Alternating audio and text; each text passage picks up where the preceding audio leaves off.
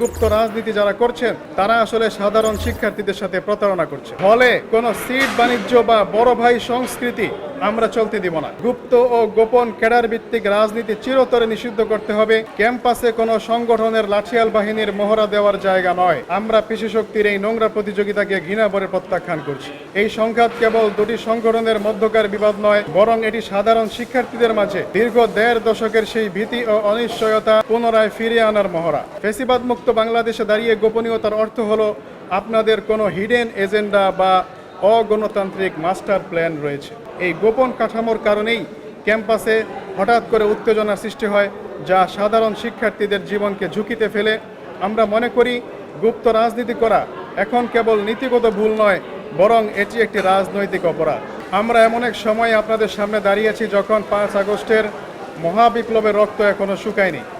যে প্রত্যাশা নিয়ে ছাত্র জনতা ফ্যাসিবাদ মুক্ত বাংলাদেশ গড়েছিল, আজ সেই প্রত্যাশার আকাশে আমরা কালো মেঘের ছায়া দেখতে পাচ্ছি। প্রিয় সাংবাদিক বন্ধুগণ, বিগত কয়েকদিনে ঢাকা বিশ্ববিদ্যালয় সহ দেশের বিভিন্ন ক্যাম্পাসে ছাত্রদল ও ছাত্র শিবিরের মধ্যে যে অনাকাঙ্ক্ষিত ঘটনাগুলো ঘটছে তা আমাদের ব্যথিত করেছে।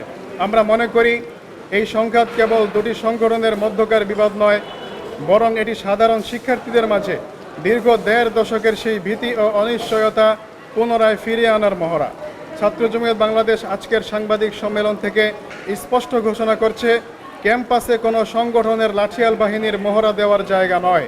আমরা পেশি শক্তির এই নোংরা প্রতিযোগিতাকে ঘৃণা ভরে প্রত্যাখ্যান করছি। ২৪-এর গণ অভ্যুত্থানে ছাত্র জনতার যে শক্তিটি ফ্যাসিবাদ বিরোধী একই প্ল্যাটফর্মে হাতে হাত রেখে দীর্ঘ ১৭ বছরের ফ্যাসিস্টকে এক ঐতিহাসিক বিপ্লবের মাধ্যমে পরাজিত করে বাংলাদেশকে কলঙ্ক মুক্ত করেছিল, সেই শক্তিটি আজ দ্বিধা বিভক্তি ও সংঘাতের জালে আবদ্ধ হয়ে গেছে, যেটি আমাদের জন্য অত্যন্ত পীড়াদায়ক।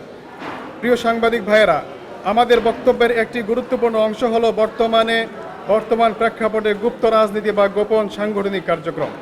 ৫ আগস্টের পর যখন জাতি একটি স্বচ্ছ ও জবাবদিহিমূলক রাষ্ট্র গঠনের স্বপ্ন দেখছে, তখনও কিছু সংগঠন কেন অন্ধকার গলিপথে বা সংগোপনে কার্যক্রম পরিচালনা করছে?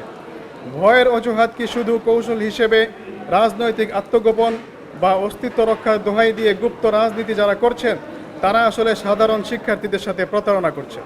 ফ্যাসিবাদ মুক্ত বাংলাদেশে দাঁড়িয়ে গোপনীয়তার অর্থ হলো আপনাদের কোনো হিডেন এজেন্ডা বা অগণতান্ত্রিক মাস্টার প্ল্যান রয়েছে। প্রিয় সাংবাদিক বন্ধুগণ, অন্ধকার থেকে যে রাজনীতি হয় তা সবসময় ষড়যন্ত্র আর আধিপত্যবাদের জন্ম দেয়। এই গোপন কাঠামোর কারণেই ক্যাম্পাসে হঠাৎ করে উত্তেজনার সৃষ্টি হয়, যা সাধারণ শিক্ষার্থীদের জীবনকে ঝুঁকিতে ফেলে।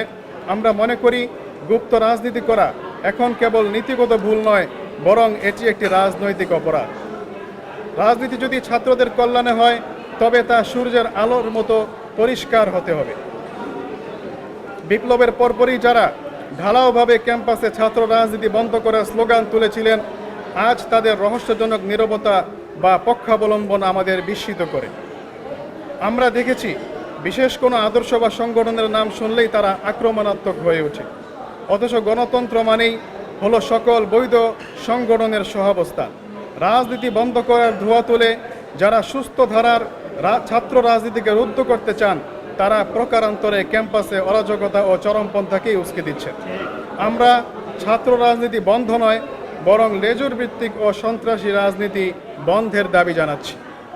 ঢাকা বিশ্ববিদ্যালয় কোনো রাজনৈতিক দলের টর্চার সেল হওয়ার জন্য নয়, বরং জ্ঞান চর্চার সর্বোচ্চ বিদ্যাপীঠ হওয়ার কথা। আমরা সাধারণ শিক্ষার্থীদেরকে আশ্বস্ত করতে চাই, ফলে কোনো সিট বাণিজ্য বা বড় ভাই সংস্কৃতি আমরা চলতে দিব না। সিট বরাদ্দ হবে সম্পূর্ণ প্রশাসনিক নিয়মে। শিক্ষাঙ্গনে যারা রাজনৈতিক আধিপত্যবাদ ও প্রভাব বিস্তার করে শিক্ষার্থীদের নিরাপত্তাকে ঝুঁকিতে ফেলে দেয় এবং শিক্ষার পরিবেশ ক্ষুণ্ণ, শিক্ষার্থীদের মৌলিক ও যাবতীয় অধিকার হরণ করে, তাদের রাজনীতি আমরা শিক্ষাঙ্গনে আর দেখতে চাই না। প্রিয় সাংবাদিক বন্ধুগণ, মত প্রকাশের স্বাধীনতা কোনো শিক্ষার্থীকে তার রাজনৈতিক বা ধর্মীয় বিশ্বাসের জন্য কোনো সংগঠনের চাপের মুখে পড়তে দেয়া হবে না। ছাত্র জমিয়ত বাংলাদেশ সাধারণ শিক্ষার্থীদের ঘিরে একটি সচেতন সুরক্ষা বলয় গড়ে তুলবে, যাতে কোনো স্বার্থান্বেষী মহল ক্যাম্পাসে পুনরায় অস্থিরতা করতে না পারে।